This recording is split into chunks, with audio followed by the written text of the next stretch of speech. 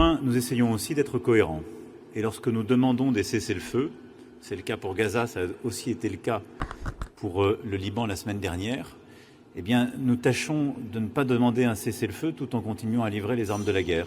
Et je pense que c'est simplement de la cohérence. Et donc, je vous confirme que, pour ma part, je considère qu'aujourd'hui, le cessez-le-feu à Gaza est une priorité pour permettre de reprendre les actions humanitaires à plein et permettre aussi de travailler à la solution politique qui seule assurera la paix et la sécurité pour tous, avec les 2 États à la clé. Et pour ce qui est du Liban, nous appelons aussi au cessez-le-feu.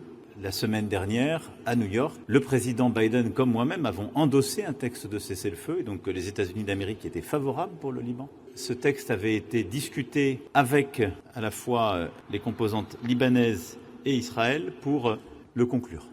Et je regrette que le Premier ministre Netanyahou ait fait un autre choix et pris cette responsabilité, en particulier d'opérations terrestres sur le sol libanais. Et donc oui, si on appelle à un cessez-le-feu, la cohérence c'est de ne pas fournir les armes de la guerre. Et je pense que ceux qui la fournissent ne peuvent pas chaque jour appeler à nos côtés au cessez-le-feu et continuer de les approvisionner.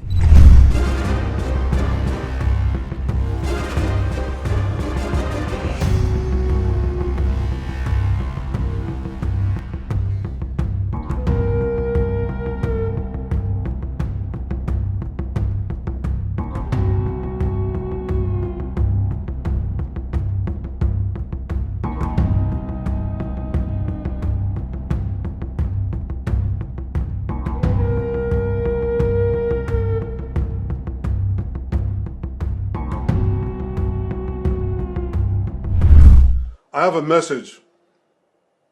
I have a message for President Macron. Today, Israel is defending itself on 7 fronts against the enemies of civilization. We're fighting in Gaza against Hamas, those savages who murdered, raped, beheaded, and burned our people on October 7th. We're fighting in Lebanon against Hezbollah, the most heavily armed terror organization in the world, which was planning an even greater massacre than October 7th on our northern border, and that has rocketed Israeli towns and cities for nearly a year. We're fighting against the Houthis in Yemen and the Shiite militias in Iraq and Syria that together have launched hundreds of drones and missile attacks against Israel. We're fighting against terrorists in Judea and Samaria who are trying to murder civilians in the heart of our cities.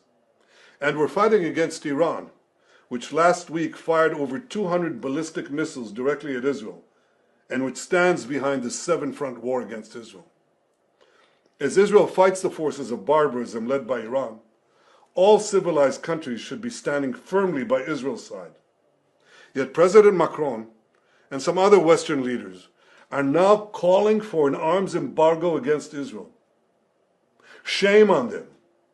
Is Iran imposing an arms embargo on Hezbollah, on the Houthis, on Hamas, and on its other proxies? Of course not. The axis of terror stands together.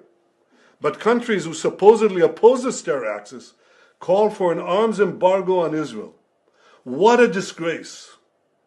Well, let me tell you this. Israel will win with or without their support. But their shame will continue long after the war is won.